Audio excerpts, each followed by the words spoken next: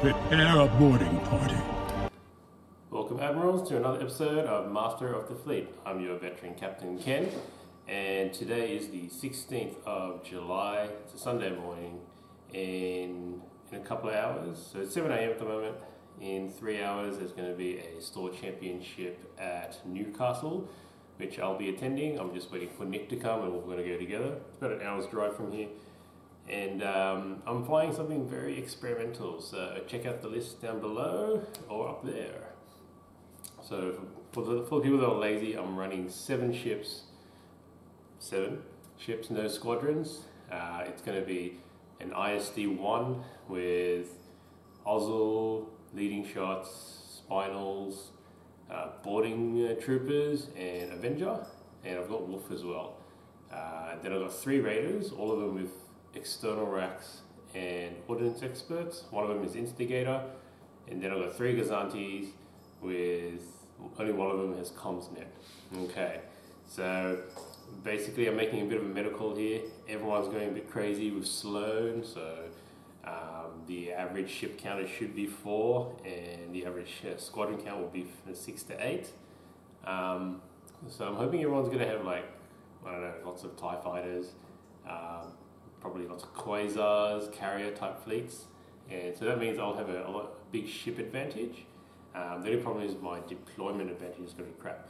So I'm hoping I can use Ozzel to mitigate that, deploy everything at speed 1, and then I've got a 14-point bid, so I'm hoping to get first player most of the time, and the idea is to last turn the ISD in, jump into speed 3 if I have to, then activate it first next turn, get the boarding troopers across, and then they'll flip all the tokens, and then I'll fire my front arc. And that should vaporize any ship because I won't be able to use the defense tokens because I've got Avenger. Now, the only problem with that is, so generally that averages out to 8 damage. So you've got to remember the shields as well. So if I'm up against, I don't know, a Motti fleet, especially a Motti ISD, that might be a bit of a problem. I need to be able to get the double arc in there. And I already know one person that's flying Motti ISD, that's Sean. He's actually going to be in the car with me today, so I hope I don't verse him. I heard there's another player up in Newcastle, probably Andrew Hart, who's flying something similar to me, except with Vader, so we'll see how that happens. Alright guys, let's see how this goes. Catch ya. Alright, this is the, not the draws, but this is who's arrived so far. Right, here's all the players. I'm already winning, yeah? Rewind, you'll see I'm at the top. We're going to call it now, and it's going to be great. Yeah, this is Andrew Hart. This is the guy I said I didn't want to verse. Yeah. So. Oh, right. All right. You've got a reputation. That's it. Alright, let's have a look at the fleets. There's his fleet there. There's mine. Here's Ben Jordan's. Here's Michael. Hey guys. And here's another fleet here. Alright, here's some other fleets. That's Sean's. Entire ship. There is Nick's. And a fairly useful ship. This one's Stephen Gibbs. Very tactical level. Making up a new fleet because I forgot my ship's my other fleet. Hey. See, so this here is like, we've got 2 store champions from other stores here, so it's going to be a tough fight. 10 points of preparation. I'll give Ben first. He's got a bid of 19. He's going first. And let's see what poison he chooses. I'm not going to do that because that's going to be bad. So he passed out on fire lanes. What do you? Advanced gunnery is tempting. Yeah, no, that removes my advantage of being first player. So we're going to go with advanced gunnery. Advanced gunnery. All right, man. Good luck. Good luck. Okay, this is the board state after deployment. I've chosen my ISD as the advanced gunnery ship, and he's chosen Demolisher. All right, let the games begin. Okay, this is the board state after, sorry, this is the beginning of turn 2. Okay, this is the beginning of turn 3. Okay, this is the start of turn 4. It's been a pretty brutal slugfest. I've lost 2 flotillas and a radar. 2 raiders, sorry. And he's lost Demo, a flotilla and another one, and 2 bombers. So, see how this goes. Okay, this is the start of turn 5. Brutal, brutal slugfest. I'm probably going to lose that radar. There's no probably about it. It's just a matter of how much it's going to cost. Okay, this is the beginning of turn 6. Let's see how this goes out. Okay, so the score at the end was 340 for me and 203 for Ben. So it's my victory. I'm not sure by how much, but yeah, good game, man. Game. Okay, so I'm versing Andrew Hart now in the second round. I didn't want this to happen. Pretty dreading it, but okay, so this is what it looks like after deployment. I outbid him, so I chose his capture the VIP. There's the token there. All right, man. Good luck. Luck. Okay, this is the beginning of turn 2. Okay, this is the beginning of turn 3. It's let's hope I can board the ISD and wipe it out. We'll see. So this is the squadron phase of turn 3. Yes. Turn 3. Both our ISDs took 11 damage against each other. I've got 4 hull left. He's got all those squadrons, so let's see if he can blow up my ISD. Moment of truth. Alright, here's a smaller. Nothing. Power runner. No. Dengar. Oh, so good. No. Wow. Sienna. No. Valen. No. Wow. I'm so sorry. Okay, this is the beginning of turn 4. Okay, this is the beginning of turn 5. In the last squadron phase, he wiped out my ISD. He just needed 1 and he got it. And let's see what happens this turn. Okay, this is the beginning of turn 6. What a slugfest. Okay, this is the end of turn 6. Pretty close game. I've got a raider here that picked up the objective. Yeah, we'll see. We'll see what the score is. Okay, so the score was 260 for Andrew and 276 for me. Yeah. So that's a 6-5 my way. Good game, man. Thank you. It was really close. Yeah. Yeah. Yeah, it was. Yeah, the capture the VIP objective saved me. So yeah, good game, man. So I've been sitting here for half an hour now since the end of the game, and still another 29 minutes to go. So this is the awesome thing about not having squadrons, is your games end quickly. Okay, so this is what the score looks like so far. So I'm coming third, and funny enough, the first 2 people I've already played, which I gave them both 1 loss each. So I'm not sure who I'll verse next. Hopefully it's not Nick, and yeah, we'll see how we go. So this is my 3rd round opponent. That's his fleet over there. I chose to go first, and I chose Sensinet. So yeah, man, good luck. Good luck, Kenny. Wait, there we go. Yeah. Okay, this is the beginning of turn 1. Okay, this is the beginning of turn 2. So this is the beginning of turn 3. Yes, turn 3. Because this guy is a pro navigator and he's got Jared, he's managed to dodge every arc and every range and all my boarding troopers. So it's going to be interesting.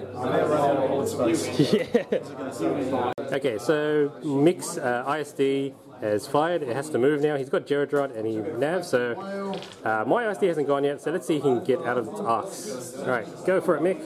Right, let's see. Okay, Mick's locking in. Let's go. Yep. Ready? Yep, ready. Don't have another upgrade to add, or sort of have a half-assed. It doesn't really All right, man. Am I in or out? Can you get the laser for me and just mark the arc? Oh. What did you do to me, Mick? Unbelievable. Look at that. All right. That's why we like to do it. Jesus Christ. All right. Okay, this is the beginning of turn 4. Yep, turn 4. Okay, that ISD is on 1, and I'm going first. So if I don't kill it, I'm in a bad state. Okay, this is the beginning of turn 5. So lots of choices to make. Do I kill that Architens if I can? Or do I go for that Gazanti? Oh, yeah, Gazanti. Okay, this is the beginning of turn 6. Well, nearly the beginning of turn 6. Everything's so spread out. My IC is over there. That's his Architens. All my stuff's in the middle. And I've got that raider, those 2 raiders. Okay, this is the end of turn 6. I've got 4 Sensinet tokens. Mick has 5. Alright, so let's see how the score is. 343 to you, Kenny. Yep. 153 to me. Okay, I'm not sure what that is, but good game, man. Alright, that was tough. That was tough. It's a good game. Screw that guy. Thanks, guys. I'll pick it up later. Yeah, hold it now. I'm getting one. So I've already got one. I got one last time. Andrew Hart came second. I didn't know what it was for. The third was Nick Ward. Hey, good Nick. Fourth was Benny John. Yay! It's such a low victory. That's so cheap. Like it's total score compared to last week. Like you second and third last week had more than the winner this week. But the problem is getting up.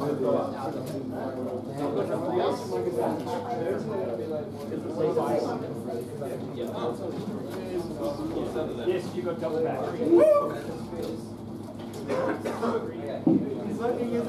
Alright, let's have a look at the score.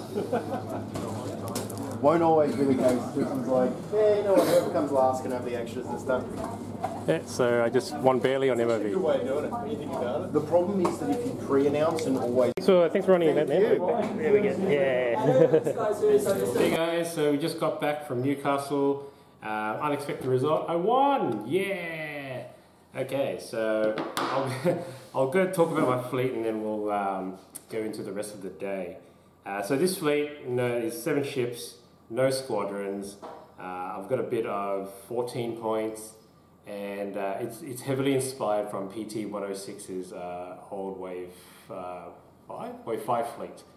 I versed him before in Vassal, and it just made a lot of sense how his fleet worked. It was the 2 ISDs, and it was an iteration of either a Raider and 2 Gazantes, or 3 Raiders, or something like that.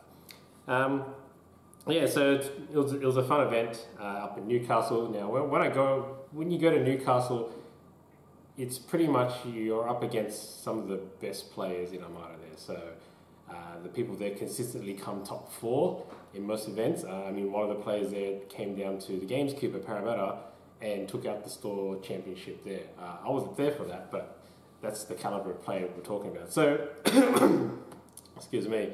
I decided to fly something fun, something a bit of the unknown, simply because I assumed, I made a medical, I thought there would be lots of Sloan flying around or lots of Leia.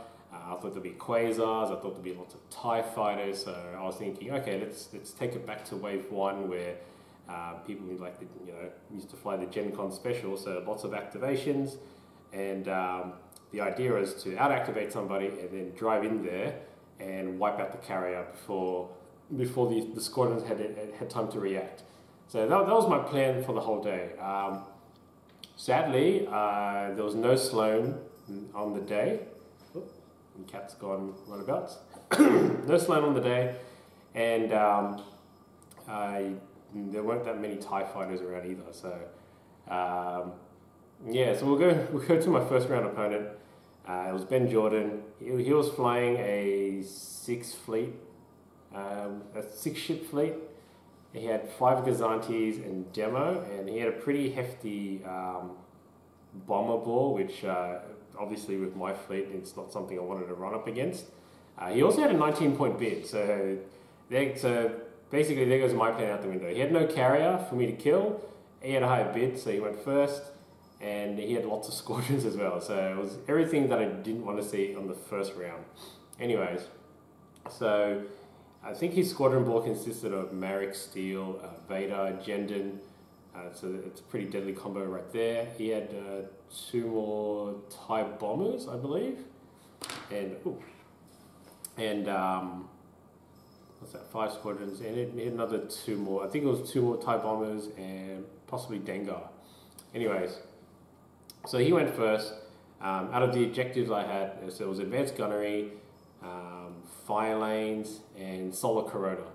I was pretty lucky that he chose advanced gunnery. Now, I'm not sure what his reasoning behind all of that was.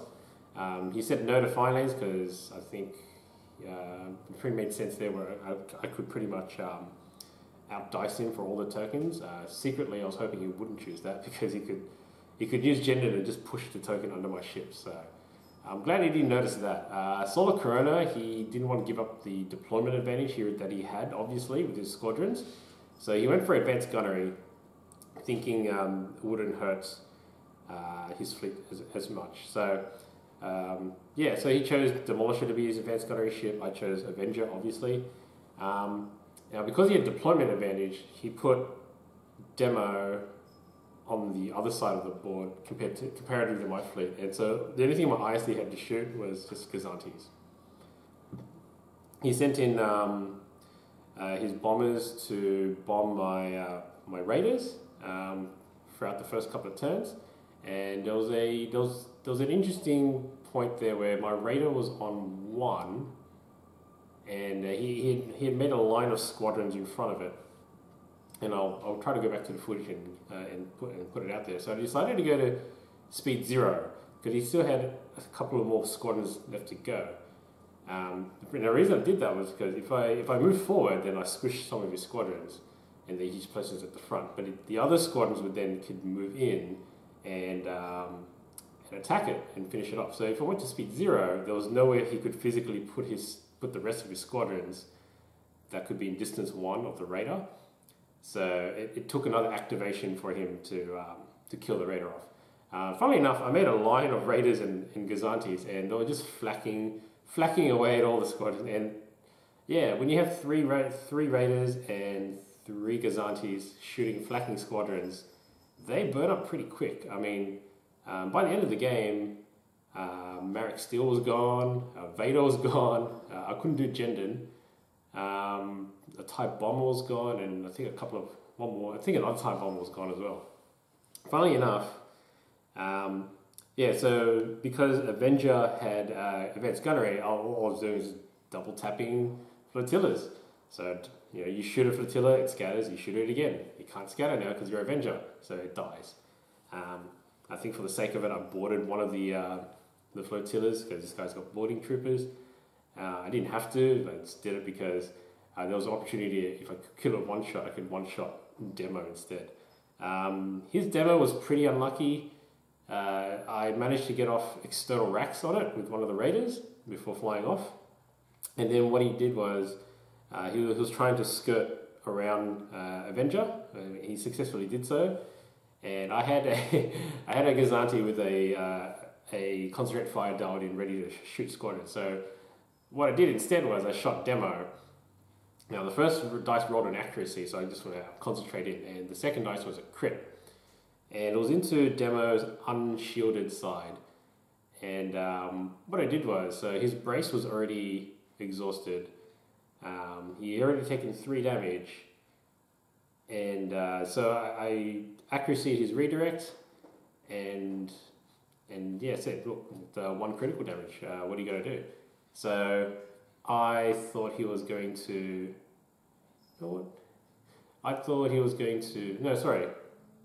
No. So yeah, I accuracy'd something else. I think it was the dodge, so he wouldn't be able to make me reroll the crit.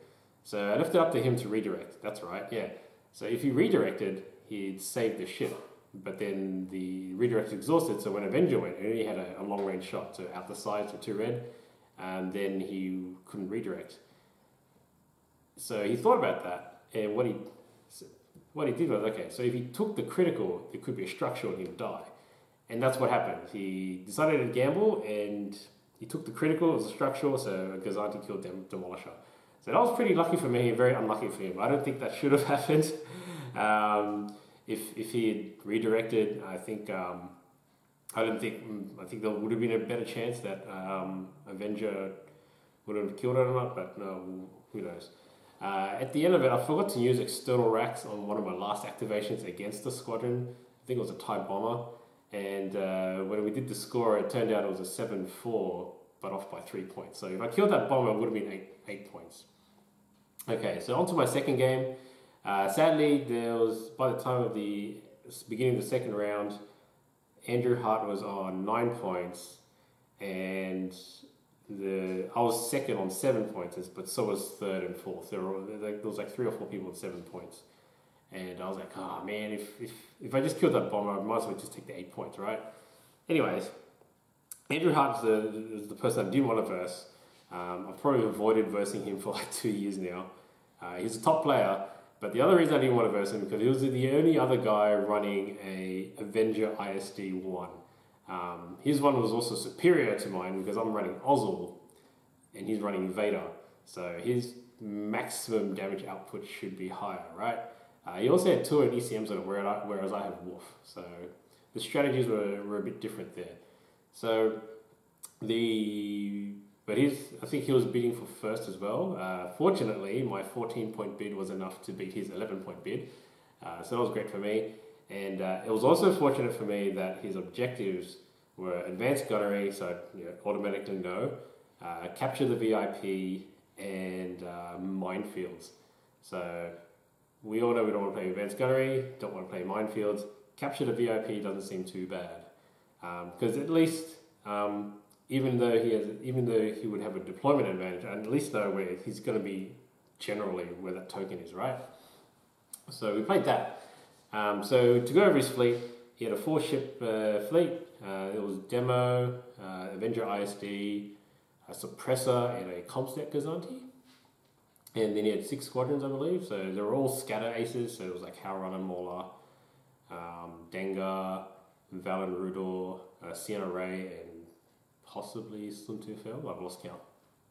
Anyways, so he knew straight away what my strategy was going to be, because it's exactly the same as his, right? Except the difference was my plan was to I bank a squadron token and a nav token, so then I can use Wolf to go either from speed 1 to speed 3 and not dial in a navigation command. So instead I dial in construct fires, whereas it's the opposite for him, where he dials in navigates. So I got to a point where, so with an ISD, you need, if I'm gonna board it and then try to kill it, I need to get the double arc in. And Andrew is pretty much a tactical genius. There was a point in the game where our ISDs were right in front of each other, and I was like, okay, if I jump from speed 1 to speed 3, I think I can get the double arc. It was just one of those moments. And when I put the click in, I realized, he put his Gazanti just slightly forward of his ISD. So even if I did get the click in, I'd hit the Gazanti and come back. And I was like, but I had a feeling if I went straight ahead, I'd go in front of the Gazanti, but still get a double arc. So when I clicked it in, I committed to the move straight ahead, and I only had front arc. So that was very disappointing. And the rest of the first activation of the next turn, I was like, okay, send in the boarding troopers, flip all the tokens. All right, let's see how much damage I can roll. So rolled the damage. I rolled 11, so I took off the front 4 shields and put 4 hull down. Okay. So when it was his turn to activate, he did the smarter move. He activated, I think it was Demo or one of the squadrons, I'm not sure, but it forced me to brace. So I had to brace the shot and redirect. So when his Avenger boarded me, because it says spend, it forced me to spend my brace and spend my redirect, which were already exhausted, so then only have a redirect and a contain left. So in that exchange, he's already won with the token count. When he rolled damage, he rolled exactly 11 as well. So it was a big slugfest there. We were just, both ISDs were punching each other in the face, sending boarding troopers across. It was pretty thematic, like Pirates of the Caribbean kind of stuff. So both our ISDs are limping away on 4 hull, and what I tried to do was, can you hear Demo to go as well? I was making a shield of Raiders and Gazantis in front of my ISD, and just area denied Demo from maneuvering, getting into my ISD. So it just ended up becoming the ISDs passing each other, and then it was just their rear arcs shooting at each other until they all died. Now, there was a point in the game that we recorded where he placed all his squadrons in front of my ship, which was a smart move. So he had 5 that could attack, and they all missed. And that was like, wow, that was very unfortunate. Now, in the next subsequent turns, both our ISDs are punching each other as well. And then my ISD only had 1 hull left, 1. He had a side arc from his ISD at long range, and when he rolled 2 blanks. And I was like, well, that's unfortunate. Well, he's got Vader anyway, so he's going to get it now. So when he used Vader, he exhausted his container, I think, and then he rerolled his 2 reds, and he got 2 accuracies. I was like, both of us couldn't believe it. It was wow. It was just unfortunate. And but he had a second chance, because at the end of the turn, the 5 squadrons that were in front of the ISD before are now at the back of the ISD. And this is where I was just trying to, I don't know, I got my Admiral Thrawn mode engaged. I reduced the 5 squadrons to 2 squadrons because I pushed one of my Gazantis on the rear of the ISD. So then there was no place for the TIE fighters to go except on the sides of it. And so there was only 2 TIE fighters left that were in range. And funnily enough, it was a pretty tense moment. The first one missed, and the second one got it. So out of I think it was like 6 attacks, he got 1 through. So yeah, that was a big sigh of relief. If he didn't get that through, I think many hearts would have been broken. Now on the next turn, one of my raiders came in and just at medium range because he kept that at close. Just finished off the ISD, and then he used his ISD. I forgot to mention this, but he used his ISD to capture the VIP. So because I destroyed his ISD, I dropped the token somewhere close by where that same raider could pick it up. So he did a bit of a U-turn, killed the ISD, picked up the token. Now Andrew did a smart move. He was going to chase down that same raider, and then he asked me the question like, "Oh, how does external racks work? Can you fire out your rear, and at what range?" I was like, "Oh, it's at close range, and I can fire out my rear if I wanted to." So he decided to stay at medium, which was a smart move because his demo was limping, and I had first activation, so that was unfortunate. I couldn't get to external racks onto demo, but that activated that raider first to get out of there, picked up the VIP and took off. And it worked out at the end. If I didn't get that token, Andrew would have won the game. So it was a 6-5 my way by 16 points. Obviously, if you take away 50 from that, I would have been way under the criteria for a win on my side. So that was very, very lucky of me indeed. Okay, so my third round opponent, Mick Gill. Now, this man, he's come 4th in the last national event, I believe. He makes consistent top 4s in regionals and store champs. I versed him once back in 2015, and I never versed him again. So we were playing. So his fleet was an ISD-2, 2 Arca 10s, and 2 Gazantis. 5 ships. Yes, 5 ships. And then he had a couple of TIE fighters and a shuttle. So I decided to go first, and he had, I think it was most wanted. All the objectives were bad, so it was most wanted. Straight away I said no to that because he would just put it on my ISD, and he'll put his on a Gazanti, which I'll never get to chase down. And we all know what Corvettes can do with most wanted to an ISD, so I can only imagine what a couple of Architects can do instead, right? His ISD was Avenger as well, so yeah, there's going to be a point there where I need to brace against the Architects, and it's not going to be pretty when it's followed up by an ISD Avenger shot. Anyways, the yellow objective was fire lanes. I was contemplating that. I felt that was something I could contest, and it would be, and depending where he put his tokens, at least they'll show me where his fleet is going to be generally, so I can aim this guy. And the blue was Sentinel. Now, I know not many people in the States play Sentinel, but I've played Sentinel a lot, and I don't know if you guys have seen Luke's previous battle report, the Pelters. If you don't plan for Sentinel, the tokens you can run away with the tokens, and they can end up with 15 tokens and just score a crazy margin, right?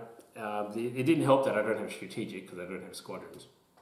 But I looked at it, and I decided to go with Sentinel because I felt I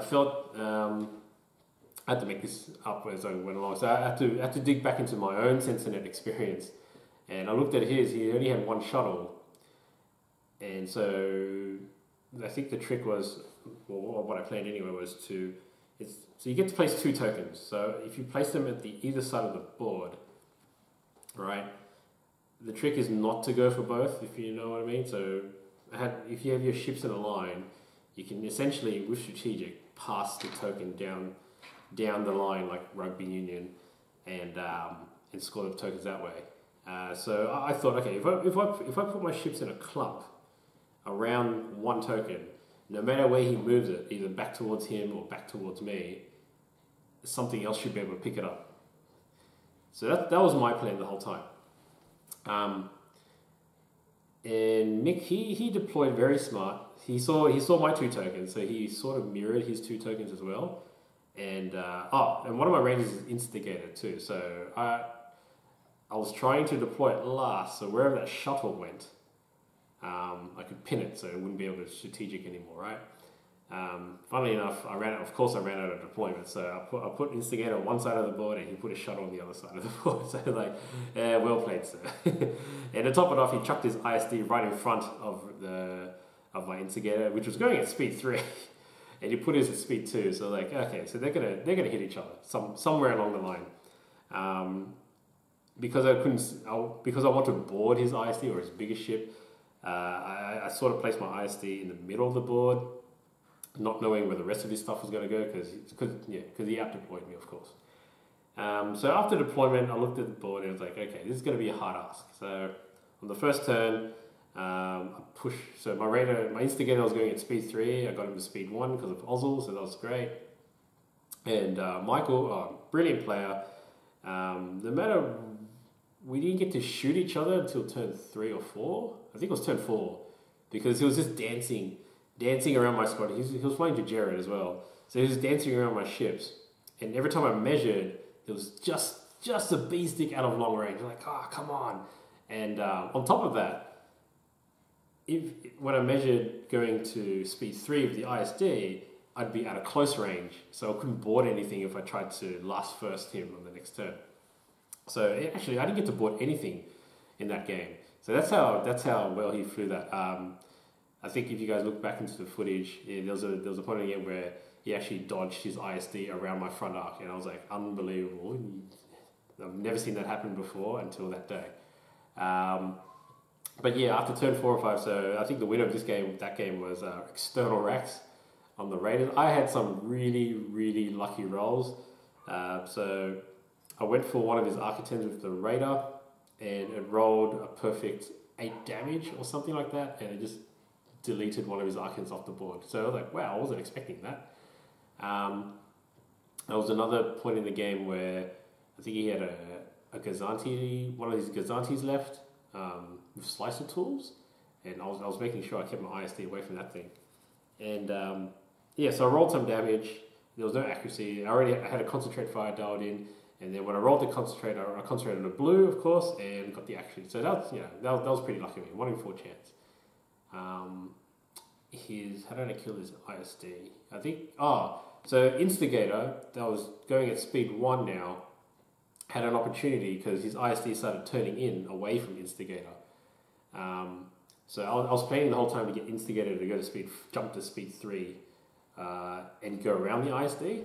But because he turned in, I was like, I have an opportunity here. So I went to speed 2 and just parked into the side arc of the ISD. And then on the next turn, I activated.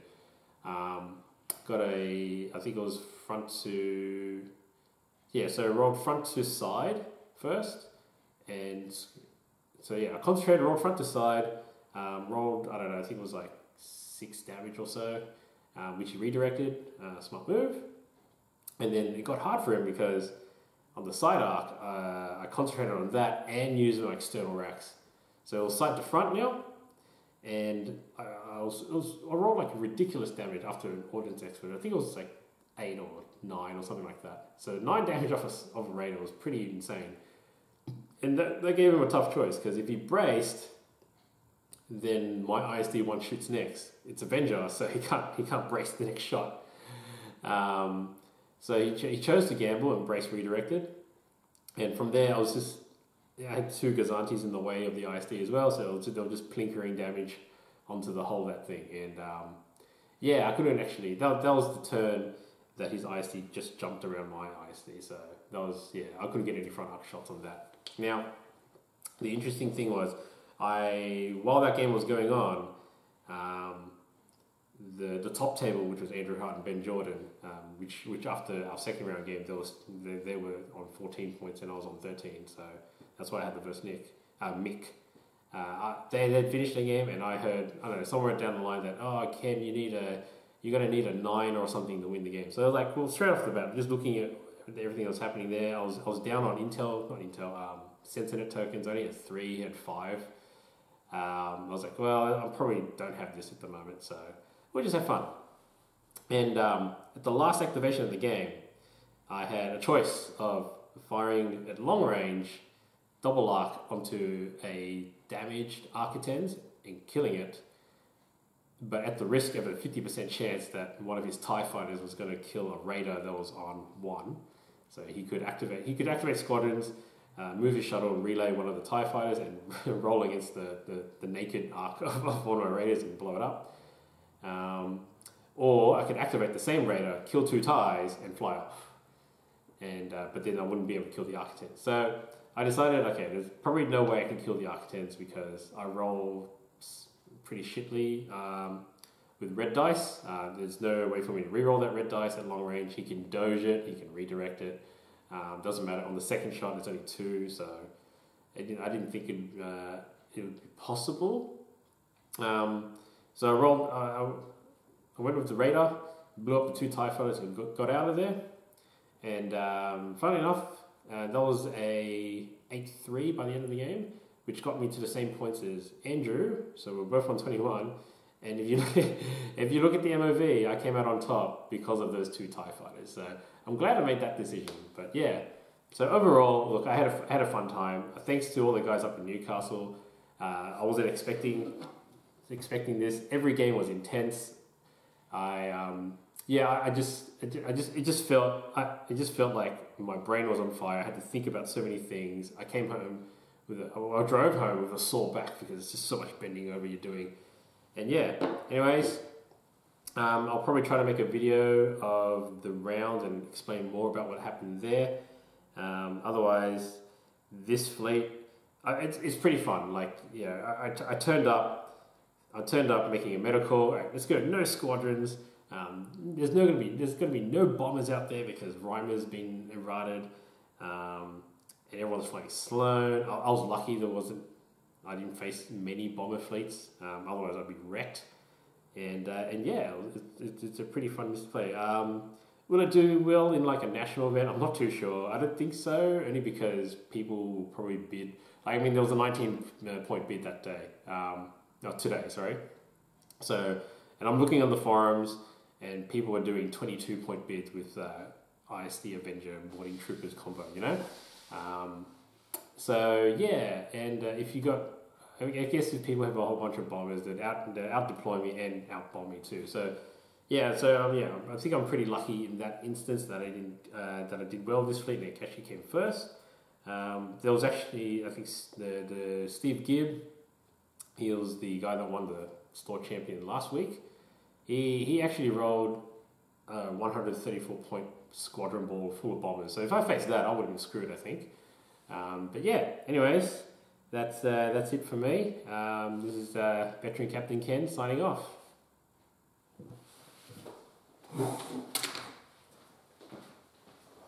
I would have been screwed.